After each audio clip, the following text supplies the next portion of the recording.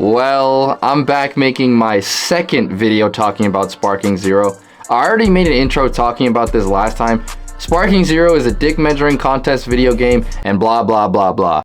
I'm just gonna get straight into it. Last video I talked about how I like the game, but the more I play it, the less and less I'm liking it. Yeah, I'm at the point of fucking breaking absolutely everything in my room when I play this game now. If this game wasn't a Dragon Ball game and it was instead called the Dragon's Balls game, no one would be defending this game. The thing that pisses me off most about this game isn't even about the game directly.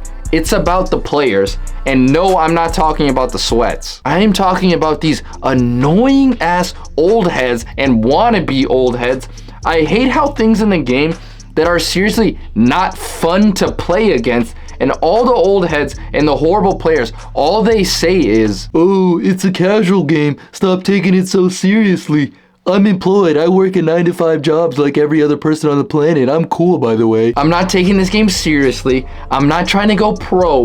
I like to get good at the games that I'm playing, but I'm not putting my heart and soul into the game." They keep using this phrase, "it's a casual game."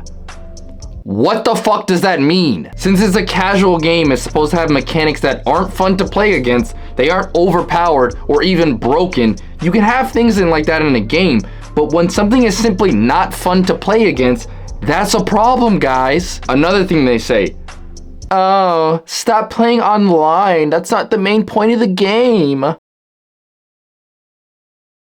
After all that, I do not understand how we are making a fighting game in the big 2020 fucking 4 and the player versus player mode isn't the main focus of the game. Stop telling me to play the story mode. I don't like playing the computer in these types of games. I don't find it fun because in these type of games like fighter games and sports games, there's always some type of move that the computer just doesn't know how to counter. In Sparking Zero, I did try to play the story mode, and in 2 seconds, I found out that the computer sucks at doing vanishing counters and super counters for the most part. I played through all of Goku's storylines. The character that could do a super and vanishing counter was Jiren, and even that wasn't that consistent. Like, he would do it here and there, but for the most part, the computer couldn't do these moves. What it turned into was just me spamming square, getting them in the air, then pressing triangle to teleport behind them, and then when the chain ends, I just drag and rush behind them and did it again by Little Tekka. I know what some of you fuckers are just gonna say.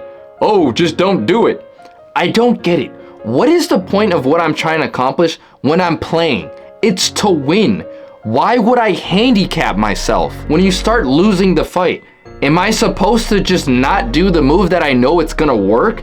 It's not my fault that this move breaks the computer. It's the game developer's fault. Also, it's a pretty basic bitch move. It's a pretty core gameplay feature. You'll end up doing this move a good amount of times if you just play normally. This is also adding the fact that the story itself isn't anything crazy because it's not anything new. It's things we've already seen in the show. Yes, there are what if levels, but they aren't anything crazy. Like, this isn't Red Dead or God of War. It's a fighting game. The main thing about the game is the gameplay and the player versus player aspect of it. And oh boy, the player versus player aspect of this game fucking sucks. I think how Sparking Zero is constructed is a completely outdated idea. The idea about having unbalanced characters does not work in the year of 2024. There are over 150 characters in this game, and because the characters aren't balanced, it feels like there's like 25. I want you to go through the roster of this game and count how many characters you've only played against like once or twice, or maybe never played against. It is a lot of them, and it's because of this idea of having unbalanced characters. Hello, I have a 9-to-5 job. Yes, I know, I'm so cool. The real problem is because of the sweats, and they want to win. And I'm employed, so I don't know what that means. No, that's not the problem. I will never hate on someone from using a good character or characters to win an online match. Unless the person is like hacking or exploiting something that's not supposed to be in the game, like quitting the game so you don't lose any rank points. By the way, anyone who does that, bro, I hope your fucking PlayStation 5 explodes at 6:50 a.m. in the morning, bro, before you catch a school bus, bro. Like, just corny as hell, bro. I'm never going to hate on someone using good characters online, because when you play online, the main thing you want to do is win. This brings me back to my point that this game's idea is outdated. Back with the older Dragon Ball games, online play wasn't really a thing, and the main way people played against other players was when they played with their friends. What happens when you play with your friends is when you're choosing characters, you can both go like, okay, let's use strong characters or weak characters or medium characters. So it's fair, and you end up using a lot of different characters. Also, say the match isn't fair, someone is using a stronger character. It doesn't matter, because when you're playing with your friends, win, lose, or draw, you are going to have a good time because you're just hanging out with your friends. That's not at all how it is online. Online play is a huge way to play games nowadays. Making a fighter game in the year of 2024 that is significantly worse when played online is the worst idea I've heard in my life. When you play single battle matches online in this game, the roster of over 150 characters feels like 10.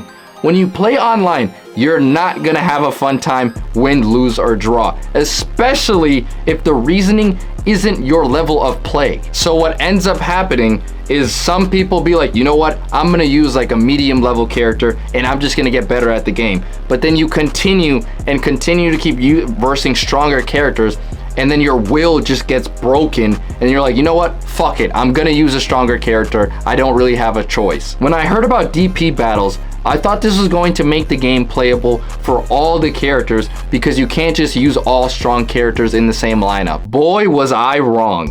DP battles is one of the stupidest game modes I've played in a while. The best way to win a DP battles games is to make a team of 5 characters and stall and just win by time. Holy snooze fest. As much as I hate playing against it, it's not the player's fault. Like, they're just gonna do what they need to do to win. It's a fair thing to do. It's the game developer's fault for having the game like this. I hate these annoying ass 9-to-5 workers that think they're special and blame the players instead of the game itself. I'm done. This video is already long enough. This game is cooked, and it's sad to see because I love Dragon Ball and this game had so much potential. I play off the grid. We off the grid.